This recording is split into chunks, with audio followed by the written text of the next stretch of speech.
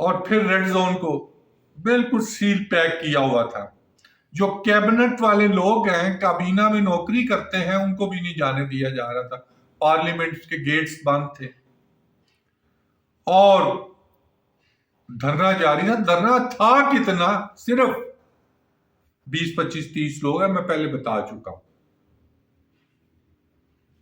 پھر آپ کو کیا ضرورت ہے ایک سٹنگ انفارمیشن منسٹر کو کا آپ نے گریبان تار تار کیا ہے؟ اور پی ایم ایل این والے تو بھاگ جائیں گے. یہ پہلے بھی ان کی جو ماضی ہے یہی ہے. یہ تو سپریم کورٹ پر بھی حملے کرتے تھے. تو کوئی ٹریک ریکارڈ تحریک انصاف کا بھی بہتر نہیں ہے. یہ بھی پارلیمنٹ پر گندے کپڑے دھو کر ڈالتے تھے. ریکارڈ سب کے خراب ہیں، لیکن کبھی کسی نے پارلیمنٹیرینز کو تھپڑ نہیں مارے، سٹنگ منسٹرز کو تھپڑ نہیں مارے.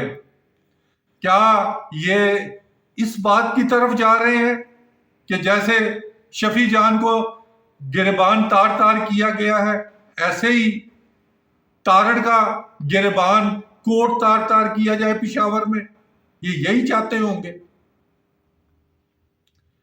میں 88-89 کی بات کر رہا ہوں، جب بے نظیر بھٹو صاحب کی حکومت تھی فیڈرل میں اور نواز شریف تھے پنجاب کے چیف منسٹر. تو ملتان کے ایک اس وقت کے خوراک و زراعت کے منسٹر تھے یا لیبر اینڈ مین پاور کے، ان کا نام تھا ملک مختار اوان، ملتان کے رہنے والے تھے. تو ان کو گرفتار کرنے کے لیے چلے گئے تھے یہ پنجاب گورنمنٹ والے، میاں نواز شریف صاحب. تو وہ اسلام آباد سے باہر نہیں جاتے تھے. تو پھر وہ اس وقت شاید اسلم بیگ آرمی چیف تھے، تو انہوں نے مداخلت کی اور ان کا بندے دے پتر بنو. تو یہ انہوں نے جو کل کیا ہے ان کے ساتھ، شفیع جان کے ساتھ، تو یہ کدھر جا رہے ہیں؟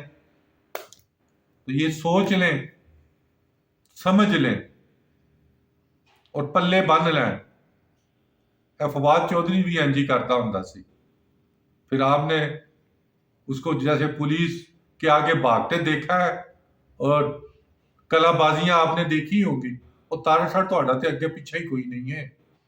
تو مہربانی کرو، آپ کیوں یہ جو 4 سٹیٹس ہیں نا ہماری، یہ ایک بنتی ہے تو پاکستان بنتا ہے. مت ادھر لے کے جائیں جہاں سے واپسی ممکن نہ ہو. کوئی نہ کوئی ونڈو کھول کے رکھتا ہے بندہ، پوائنٹ آف نو ریٹرن پہ نہیں آتا.